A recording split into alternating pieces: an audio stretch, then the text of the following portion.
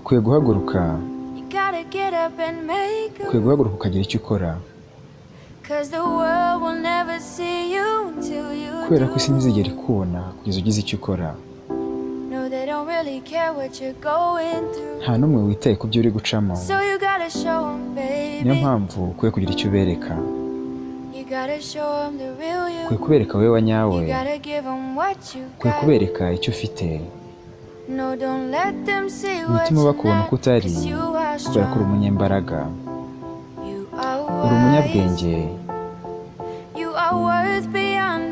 Hari impamvu zirenga 1000 zikugira uw'agaciro. Ushobora kuba intungane bebe, kubera ko nta wundi muntu w'intungane, nta wundi muntu ku isi umeze nkawe.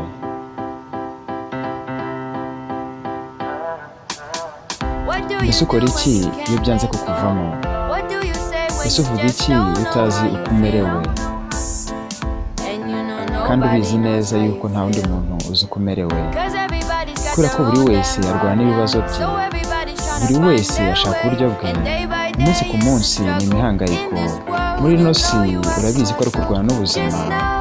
Ukwiye kumenya yuko utari wenyine, nta nubwo utegetswe kuba umunyembaraga buri munsi ku giti cyawe. Yabivuze yuko ari byiza gusaba ubufasha.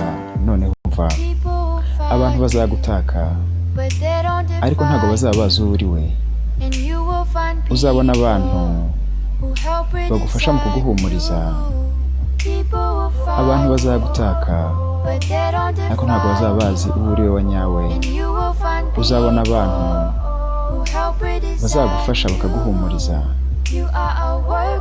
Uri ikiremwa gitangaje, ntabwo ugeze utekereza yuko uzagera aha hose, ariko noneho reba, urahari bebe. Uri umunyembaraga, uri umunyabwenge. Hari impamvu 1000 zirenga zikugira uw'agaciro. Ushobora kuba intungane bebe, kubera ko nta wundi muntu w'intungane uhari, nta wundi muntu ku isi umeze nkawe.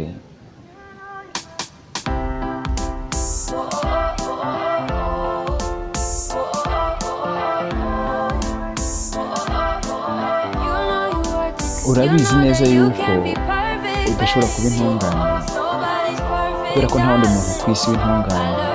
Mukundira uko uri, mukundira uko uri, rukundo rwanjye. Ni nk'inyenyeri ziri mu kirere, iyo urebye mu maso yanjye